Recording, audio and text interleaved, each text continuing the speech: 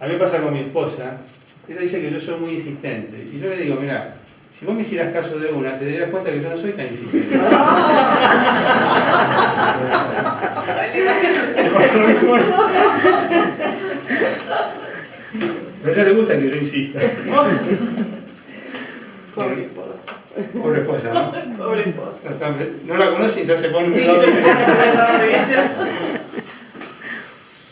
Esta taurina también, así que... Wow. Y es de origen catalán y tiene también raíz piamontesa, así que... No, mallorquín, no es catalán. Bueno, retomo.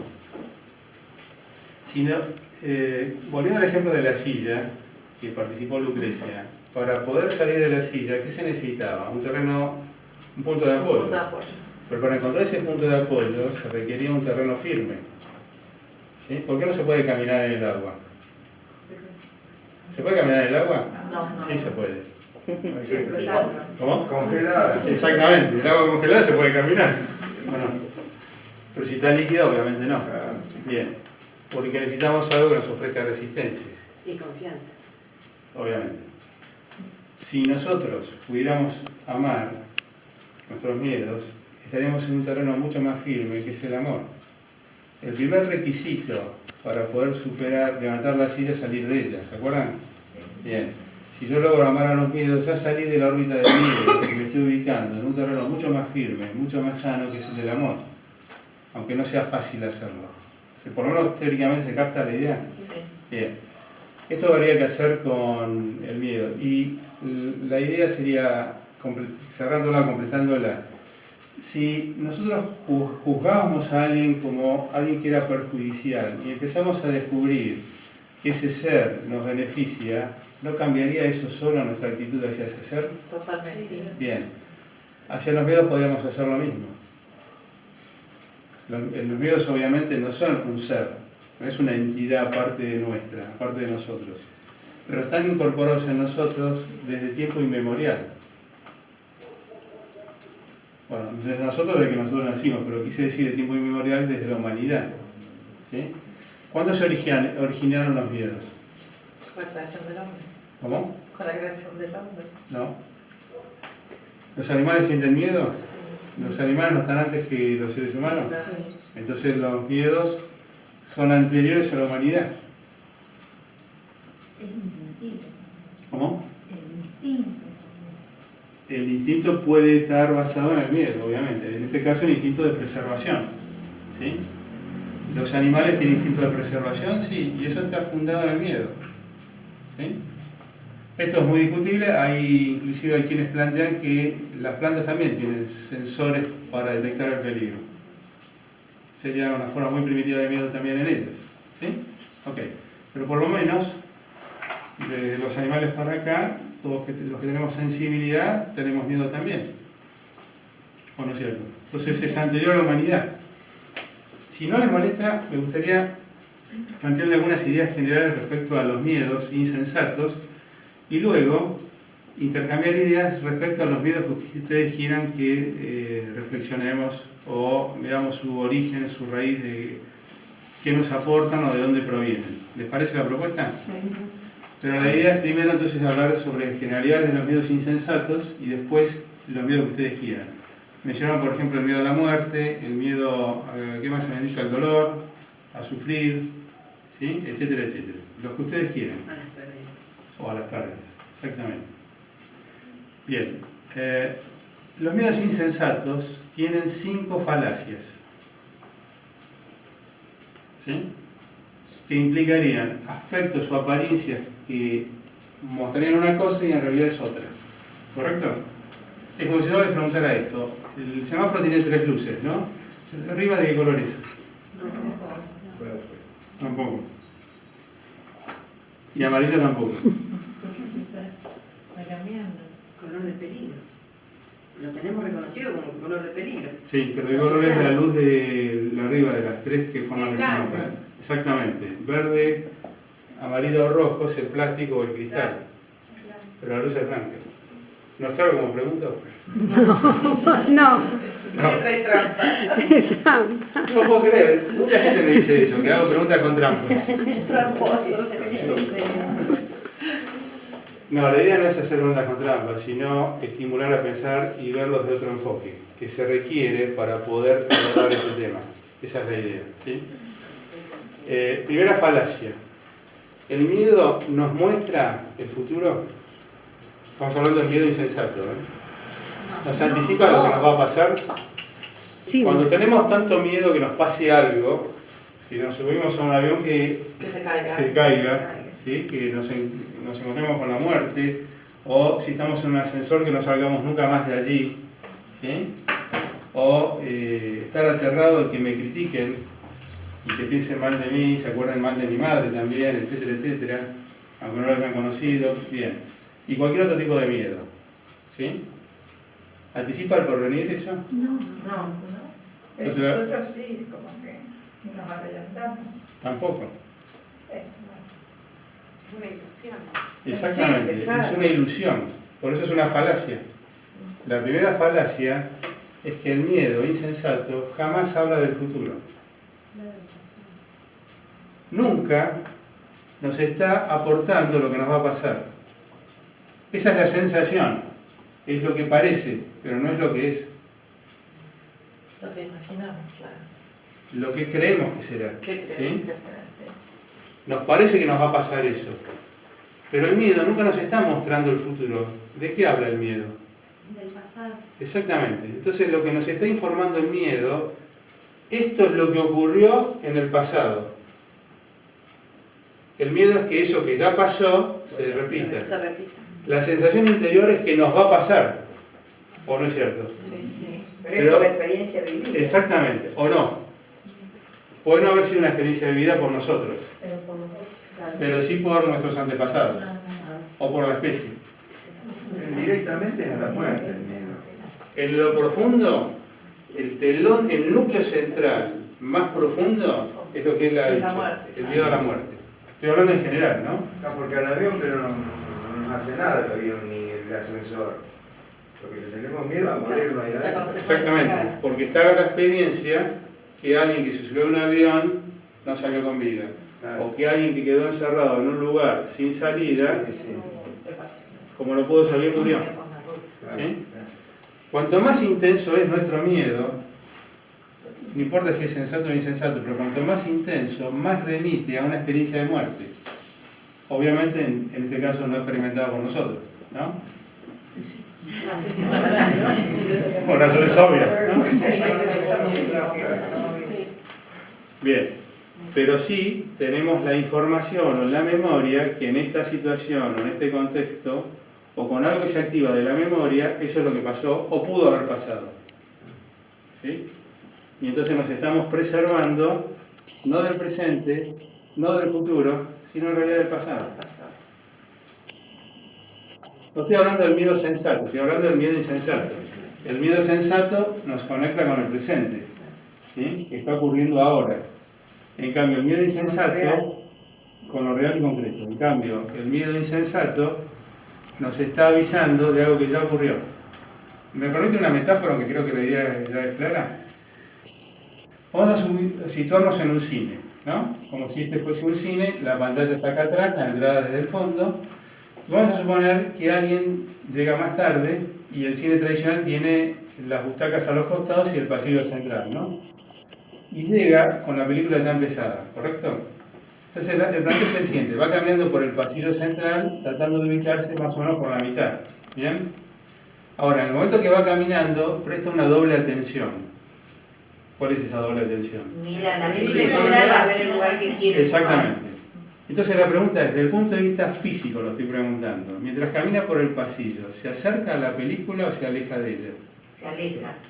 Se aleja. Y porque está pensando ubicarse en la No está prestando la doble atención. Ah, entonces se acerca. Se acerca. No sé por qué él se ríe, pero es malo. ¿Se acerca o se aleja? Ella dice que se acerca. Y la película la deja cada vez más atrás. ¿Dónde está la película? Adelante. No, ahí se En el proyecta. proyector. Atrás. Atrás. La película está arriba en el proyector. Lo otro es la proyección. Lo que viene adelante es la proyección de la película. Entonces nuestra percepción nos está indicando que estamos cada vez más cerca. la verdad, Sin embargo, nos estamos alejando. Con los miedos insensatos pasa exactamente lo mismo. Lo que tenemos como memoria en nuestro inconsciente se proyecta adelante. Pero lo que estamos viendo adelante, en realidad es información de lo ocurrido en el pasado.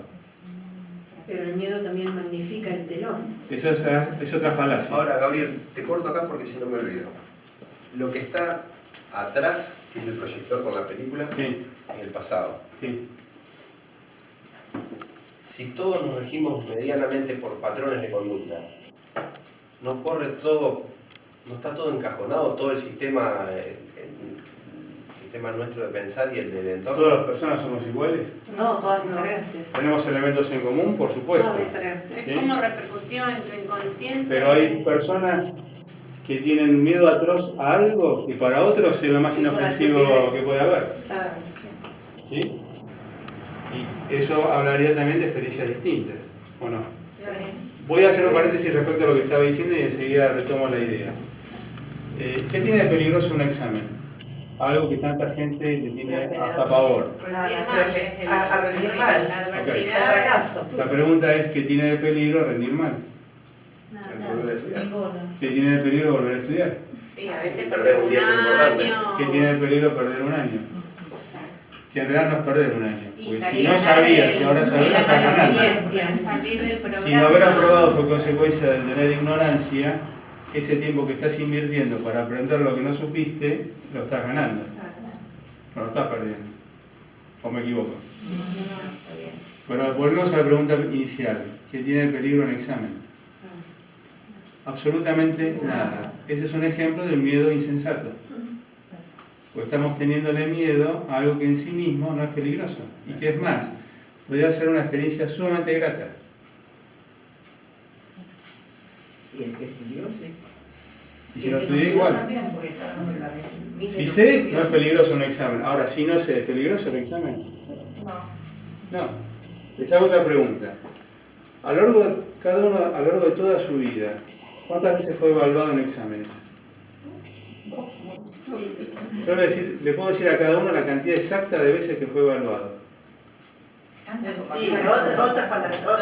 De ninguna manera, una absoluta verdad, es una verdad absoluta. No le creo nada. Yo Bueno, es una pena que no me crea nada porque voy a decir algunas cosas que son ciertas, se las va a perder. ¿Cuántas veces fueron evaluados en exámenes? muchas. Nunca, ninguna.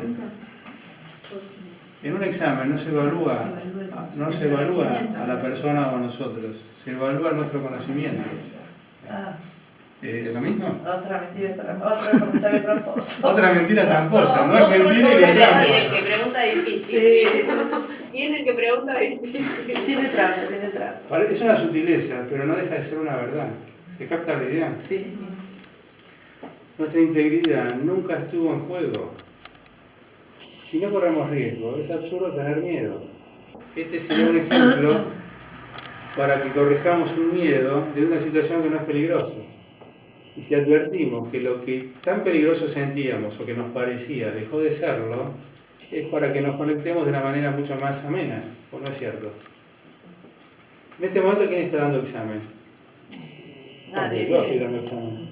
No. ¿Cómo que no? Sí, estamos evaluando su conocimiento. Por supuesto. Ah, bueno.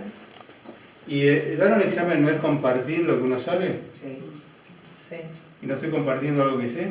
Sí, pero no sé si evaluando. Claro. Claro, no evaluando porque sabes. Algunas personas sí no están sé. evaluando. Pero si yo no, No sé digo que cómo todos puedo lo hagan. evaluar. ¿Sí? Pero lo que quiero dar como idea central es esta. La esencia de un examen es compartir lo que uno aprendió. O dígame que no es cierto esto. Sí. ¿Y eso es terrible? ¿Eso es peligroso? No. Debería ser una situación gozosa. De intercambio. Sí, pero eso está canonizado. Todos tienen miedo. Cuando Porque hay toda una experiencia previa que mostró como si eso fuese terrible. Y en algún momento de la historia lo fue. Pero también está el desvalor. No hay ninguna duda, pero estoy hablando de que en algunas personas quedó la impronta que dar un examen puede significar peligro de muerte. Y si no, piensen lo que estuvieron frente al Tribunal de la Inquisición. Claro. Por solo citar un ejemplo. O lo que 3 o 4 generaciones atrás significaba la letra con sangre entra. Sí, claro. Entonces, aprender estaba asociado con algo de... Sí, es mejor la palabra condena que castigo. Después, si quieren, les explico la diferencia. Pero mientras tanto la acepto como castigo. Es decir, había una sanción, una condena para aquel que no sabía o no sabía bien algo. Entonces queda dos formas neuróticas de proceder. O estudiar y saberlo todo para no sufrir esa sanción, o renuncio al estudio para no verme expuesto a eso. Que todavía es peor. En los dos casos hay miedo. En los dos casos hay miedo y las dos son respuestas equivocadas. ¿Se capta la idea? Sí. Bien. Si podemos conectarnos con lo que en esencia es un examen, no es más que la posibilidad de compartir con alguien que nos estuvo previamente enseñando lo que hemos aprendido. Y lo que él está evaluando es si nuestros conocimientos adquiridos tienen el nivel suficiente como para pasar de nivel. Nada más que eso. ¿Eso es terrible? No. Perdón, lo terrible Sí. podría ser para un estudiante tener que decirle a los padres, otra vez lo aprobé, significa pérdida de dinero, pérdida de tiempo, reproches, o no. Pero me parece que tienen, el dinero juega acá. El tiempo es dinero Eso para un dependerá, estudiante. Tengo dependerá. esa sensación, nada más. No digo Eso que puede sea. ser el matiz en algunas personas, indudablemente. El chico quiere rendir para demostrarle a los padres que ocupó bien su tiempo. Sí, Su está bien. inteligencia no le alcanza. Pero ahí No puede surgiría- cumplir. Entonces se siente en desventaja con relación a lo que otros pueden cumplir más En fácilmente. generaciones anteriores pasaba algo parecido, no estaba en juego necesariamente el dinero, pero sí había que quedar bien entre los padres o lo que fuere. Pero si yo lo que hago, lo hago para evitar una sanción, yo lo estoy haciendo mal. Yo creo que hoy en día, cuando un chico desaprueba, siente que perdió el dinero que le dan para eso o que se ganó para eso. Puede Para mí sentir eso, tiene y que puede ver sentir con un montón de eso. otras cosas Sé más. que me puedo equivocar. Sí, claro, no importa, pero puede haber personas que lo hagan así o lo sientan así, indudablemente. ¿Sí? Y puede haber otras razones, pero acá lo que estoy tratando de aportarles es comprender que en esencia un examen no es más que una oportunidad maravillosa y gozosa de poner en manifiesto lo aprendido. En esencia es eso, y debería ser vivido como tal. Es lo que estoy invitando a que hagamos, y no que sea una experiencia terrorífica, y entonces los días previos a un examen es espantoso. Y estar sufriendo innecesaria o inútilmente durante semanas o los últimos días por algo que es inofensivo. Porque además habría entonces de hacerse varias preguntas más. Una de ellas es ¿para qué estudio? ¿Está bien que uno estudie para aprobar? No. Decididamente no. Pero si yo sufro por si no apruebo, quiere decir que estoy estudiando de esa manera. Por las razones que fueren, que contaminan o que agregan o condimentan esto. Si estudio para aprender, apruebe o no apruebe y aprendí, no fue un fracaso. Si no aprendí, apruebe o no apruebe, fue un fracaso. Si el objetivo es aprender. ¿Se capta la idea? Pero en general esto no es el enfoque que le damos a nuestro orden de estudio. ¿Está bien que alguien estudie para obtener un título? Decididamente no. Solo por eso no. Es muy bueno que alguien se reciba, por supuesto, que haya un título que lo respalde, está muy bien, pero que estudie para eso es pésimo. ¿Sí? Entre otras cosas, porque ese es el comienzo del camino, no es el final. Es el punto de partida, no el punto de llegada. ¿Sí?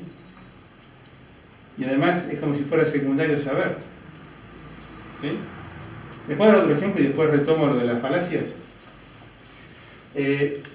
Acá muchos semáforos no hay, por lo que vi. Si bien no recorrí demasiado rojas, atravesé uno solo.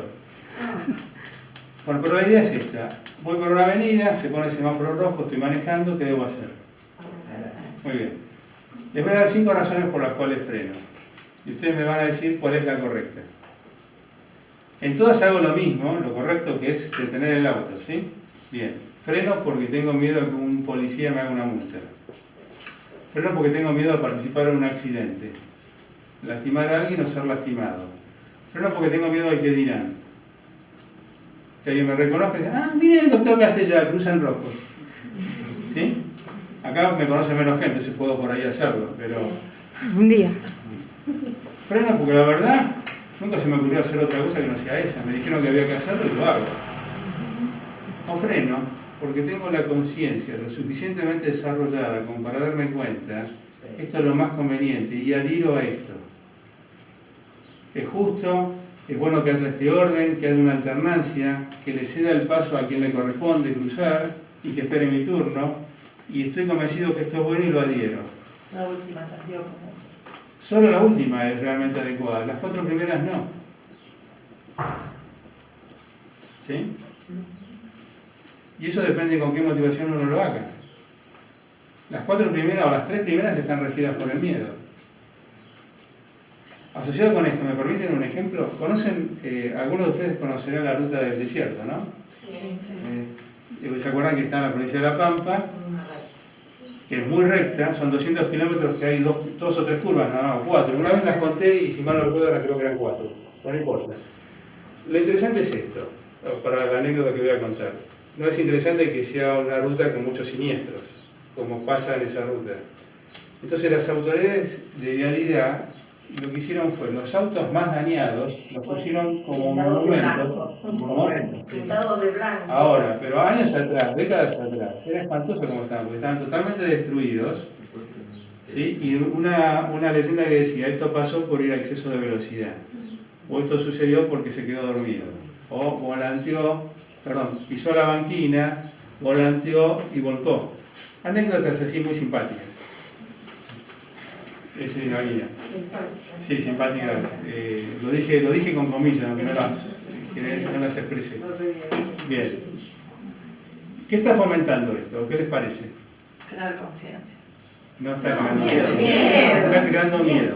Pero a través del miedo educan. A través del miedo educar a la gente. Bueno.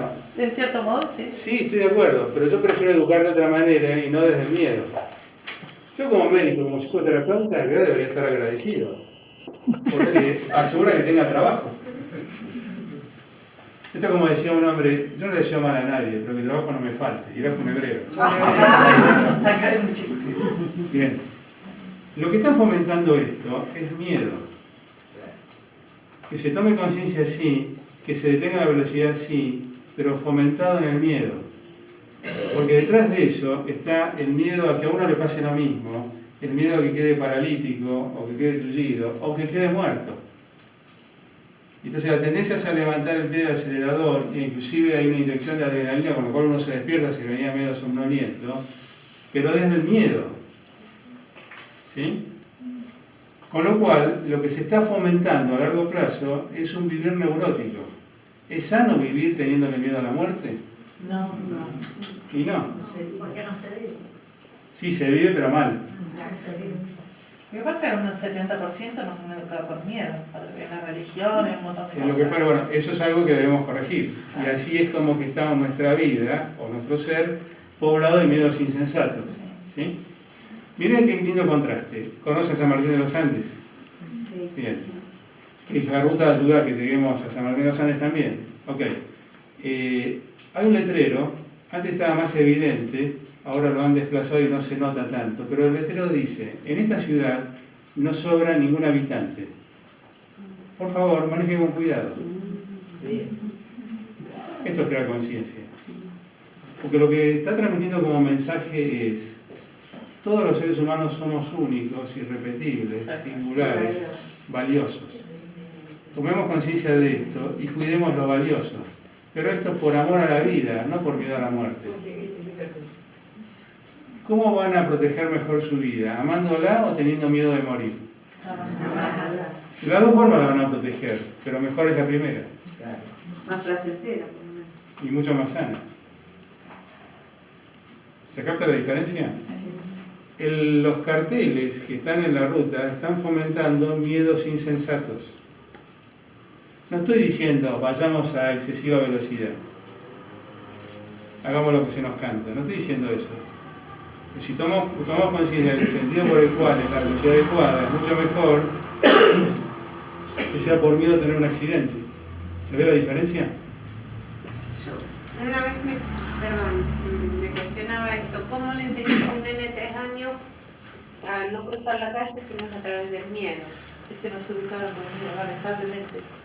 Y le doy vueltas y termino siempre en el mismo lugar. Si cruzaste, choca un auto. Sí, pero una cosa es hacerlo desde el terror a que eso va a pasar y otra cosa es que sea por amor a protegerlo. Parece un juego de palabras, pero son Sí, pero son dinámicas se totalmente distintas. cría a través, o sea, Sí, la idea no es... con una instrucción a través del miedo. Sí, pero la idea no es no decir que puede atropellar un auto.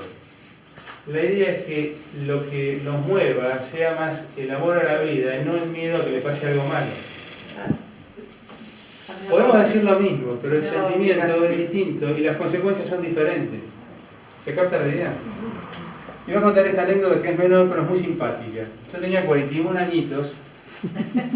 No sé por qué se ríe. Se dan cuenta que era un adolescente cuando pasó esto. Le planteo a mi odontólogo, ¿hace falta que me cepille todos los dientes? Yo obviamente sabía la respuesta y me interesaba ver qué me proponía y lo que decía. En realidad me conocía bastante, entonces no cayó en la trampa. Y fue extraordinario lo que me respondió. Me dice, de ninguna manera. Solamente lo que te interesa preservar. ¿Es claro? Bien. Con lo cual, él sabiamente me dio a entender, mira, si vos haces esto, cepillar los dientes, la consecuencia va a ser esta, vas a tener dientes con salud y los vas a preservar. Si no haces eso, la consecuencia es que se van a enfermar y los puedes llegar a perder. Está en vos decidir qué camino tomar. ¿Sí? Pero no se desesperó, no hubo problema, ¿sí? No hubo conflicto. Y a mí me ayudó a tener conciencia y he aprendido a los 41 años el valor de cepillar los dientes. Bien, retomo. Lo que le quedaba. ¿Cómo? Lo que le quedaba. Bueno. Bien. Volvamos a las 5 falacias. Estamos recién en la primera. Les estaba dando la metáfora que, así como el cine, los miedos insensatos nos muestran adelante lo que en realidad pertenece a la historia. Y ahora quiero detenerme un instante para... Muchos de ustedes ya lo conocen lo que voy a decir ahora, pero para los que no y para los que lo sepan repasarlo, nuestros miedos no se basan exclusivamente en nuestra experiencia personal. Es más, los miedos que están basados en nuestra experiencia personal son los menos. No estoy diciendo que no haya, por supuesto hay y son varios, pero la mayoría responde a miedos heredados, que tienen varias génesis. Una, la principal, vientre materno, ¿sí? Que vivió nuestra madre en el periodo que nos concibió fundamentalmente y en el periodo que nos gestó, pero fundamentalmente el periodo de concepción. Y eso articula los miedos que ya venían de la familia, o sea, de bisabuelos, etc., y conecta con toda la experiencia ancestral. Sea porque los experimentaron mis antepasados, o porque hubo conocidos que los vivieron y por lo tanto se transmite. ¿Sí? ¿Está clara la idea? Por ejemplo, ¿qué miedo puede tener alguien que fue engendrado en octubre, bueno, ya que hice octubre de 2010? Y vayan pensando. No, eso fue en septiembre de 2001. Fue un mes antes y 9 años antes. 2001. Ah, perdón. 11 del 1 Sí, fue las Torres Gemelas. 2001. Los que fueron engendrados ahí, ¿qué miedo pueden tener? Las Torres Gemelas. Vivir en las alturas. Como cambiamos de fecha, por lo que me preguntaron, ahora les planteaba en septiembre de 2001. Los que fueron engendrados ahí, ¿qué miedo pueden traer? 2010. No conozco.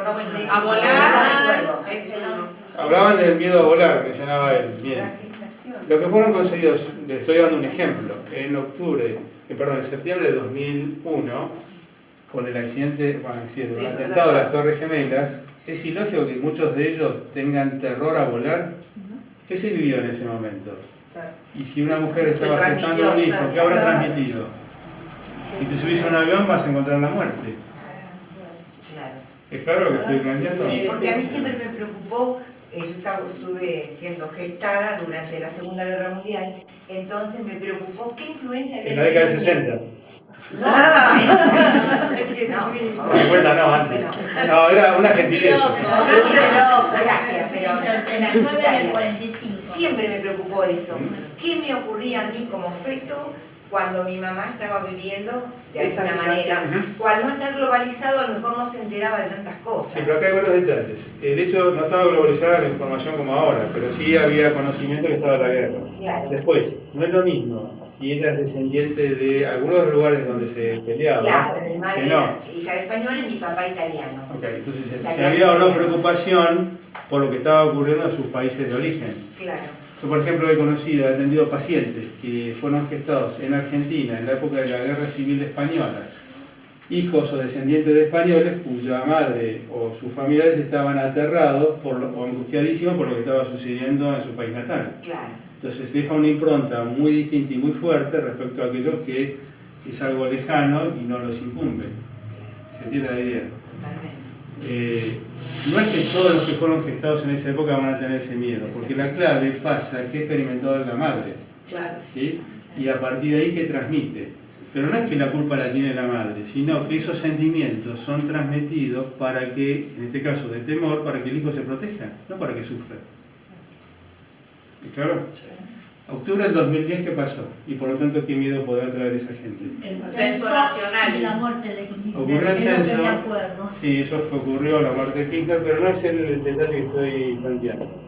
El día del censo, pero el censo en sí no ocurre peligro. Pero hubo algo que aconteció no en Argentina, pero que tuvo repercusión mundial y que a mucha gente le impresionó. Eso fue en 2011, en marzo, en Japón. Había el otro tsunami que había sido en 2004, en diciembre. ¿Sí? En octubre del 2010 No, en Chile. Ah, Con ese dato se va a dar cuenta. No, el terremoto fue en el 2000, creo que 2011. Los mineros que Exactamente, fueron los mineros que quedaron atrapados. ¿Cuánta gente se movilizó con ese episodio? la de los mineros. Exactamente. ¿Sí? Los 13 mineros. Y por lo tanto, es ilógico que se potencie, por ejemplo, si una mujer está gestando un hijo en ese contexto, se entera de esta noticia, le impresiona muchísimo, es ilógico que ese hijo traiga, por ejemplo, terror a los lugares cerrados, que sufra de claustrofobia. Puede pasar. Es lo más normal.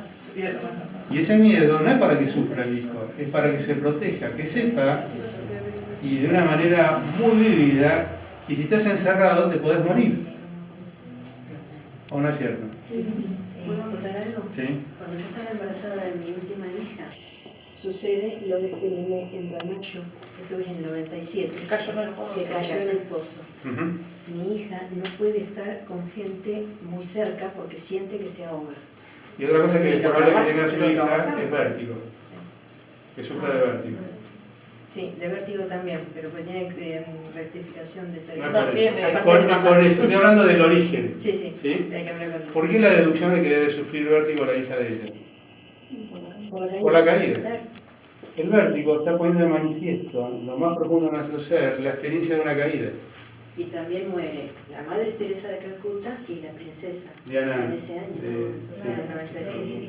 Y los dos extremos, o sea, Ujú. cómo impacta una persona que se dedica a cuidar leprosos, a levantarlos de la calle, a asistirlos, y una persona en su supuesta infelicidad, felicidad, Sí, pero también con una edad de que se supone que es en los plenitud. opuestos, claro, en eso se opuesta, ¿no? Servicio y servir, y servido. Si el acento está puesto, Diana murió en un accidente. Si el acento está puesto en el accidente vehicular, entonces se va a despertar el miedo a subirse a un auto, a andar en velocidad, etc. Pero se entiende cómo se Ya va... sacó el carnet, tiene 17 años, ya sacó el No, no, carnet. está bien, porque Ahora depende dónde está puesto el acento. Claro. ¿Sí? Sí, no se Después les quiere voy a dar involucrar, varios hay ejemplos. con cosas que no se quiere involucrar, que está dado desde el servicio. Pero si el punto principal fue dado con este chico que cayó en el pozo y el terror que lo encuentre muerto, Yo lo que traté fuera. conscientemente, conociendo un Sí, poco sí, sí, sí. esto, a nivel consciente, pero el inconsciente, Nuestro inconsciente es un gran amigo. sí, ¿Sí? sí. Y los miedos no es para el sufrir, es Sí, para que nos prevención. protejamos. Y si eso está asignado como que es enormemente peligroso, es comprensible que nos cuidemos. ¿Sí? Ahora, volviendo a la primera falacia. El miedo, acuérdense de esta idea, no tiene capacidad intuitiva. ¿Sí? El miedo no tiene capacidad intuitiva. El miedo no es nunca anticipatorio. ¿Sí? No tiene facultad, si lo quieren otro término técnico, precognitiva. ¿Sí? No tiene precognición, es decir, no hay conocimiento previo de lo que va a pasar. Hay un conocimiento previo de lo ocurrido, pero no del futuro. ¿Sí? Por lo tanto, nunca nos estamos cuidando con el miedo del porvenir, sino de lo acontecido. ¿Sí? Y descuidamos el porvenir. En muchos casos sí. No se hacen por miedo a... Alguien decía, el presente es ese mañana tan temido del ayer. Y como presente no es tan terrorífico como parecía que ocurriría en el ayer, o desde el ayer. Entre paréntesis, ¿qué es lo que siempre viene y nunca llega? Claro, o el mañana. ¿Sí? Y acá ves otro paréntesis, para que brevemente, no quiero que nos extendamos demasiado, pero sí quiero darles algunas ideas al respecto. ¿Qué tiempo es el más importante para nuestra vida? ¿El pasado, el presente o el futuro? El presente. De ninguna manera. Ay, Dios, otra cosa. Otra mentira. No existe. Otra mentira, me dice. No existe el tiempo. Por favor, háganse esta idea. Yo cuando digo la verdad, no miento. No. Cuando dice la verdad, claro. No es el presente el tiempo más importante, ¿cuál es si no es el presente? El aquí y ahora. Es lo mismo, el aquí y ahora es el presente. El pasado.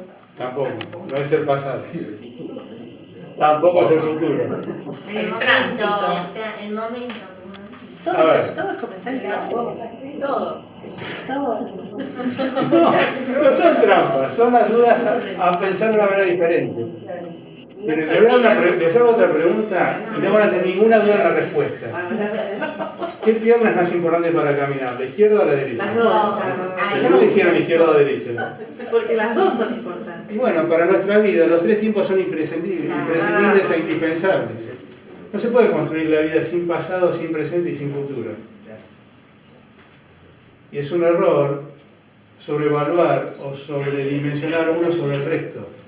Los tres son imprescindibles. Y pero si yo estoy aquí ahora, mañana estoy aquí ahora, ayer estaba aquí ahora, pasado, presente y futuro. Sí, si tengo la apertura para vivir el presente, aprovechando las lecciones del pasado y sabiéndome proyectar al porvenir, es válido. Pero como en general se suele expresar y conectar con el presente, es como ignorando el futuro y desconociendo el pasado. El mismo argumento utiliza, por ejemplo, quien se droga. ¿Qué me importan las consecuencias? Yo vivo el aquí y ahora. ¿No? Mal usado, puede ser para fundamentar algo que estaría de manera totalmente incorrecta. Pero lo que quiero darles como idea es, el pasado es esencial para nuestra vida, lo es el presente, y sería buenísimo que nos conectemos con el aquí y ahora de la manera más plena posible, pero que también nos proyectemos al futuro. ¿Sí? Toda decisión se toma en qué momento? En el presente. Pero toda decisión, para que sea sabia, tiene que estar fundada en un porqué y en un para qué. El porqué viene del pasado y el para qué se conecta con el futuro. ¿Sí? Si hacemos esa expansión, ustedes casi todos manejan, ¿no?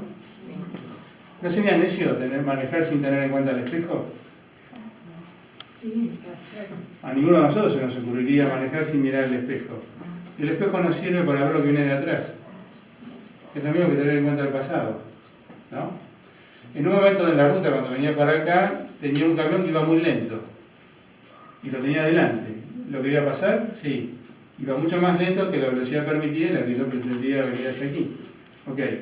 Si lo único que me importa es que el camión esté entorpeciéndome, me mando y lo paso. No hubiese llegado. ¿No? Tal vez. Lo sensato sería que mire para atrás y además mire a lo lejos para ver qué viene de adelante también. ¿O no es cierto? Bueno, eso tenemos que hacer con nuestra vida. Entonces tenemos que tener en cuenta los tres tiempos. ¿sí? Y los tres son igual de importantes. ¿Puedo volver a las falacias? Vamos con la primera recién. Entonces, primera falacia, el miedo insensato nos conecta aparentemente con el futuro cuando en verdad nos está conectando con el pasado. ¿Y no es tranquilizador saber que lo que tanto temo ya pasó? Sí, sí. Ahora, que haya pasado significa ¿va a volver a pasar? En realidad no lo sabemos, porque por definición, ¿qué es el futuro? Incertidumbre. Incertidumbre. Si tenemos miedo, estamos creando la falsa certeza, que es una certeza o una seguridad que lo que tememos es lo que va a pasar. Y si por definición el futuro es incierto, no podemos tener certeza que eso temido es lo que realmente ocurrirá. Entonces, ¿para qué tener miedo? No es adecuado. Porque muchos dicen que el miedo no es tonto, yo digo el miedo es tonto. Ese miedo lo parece, pero la idea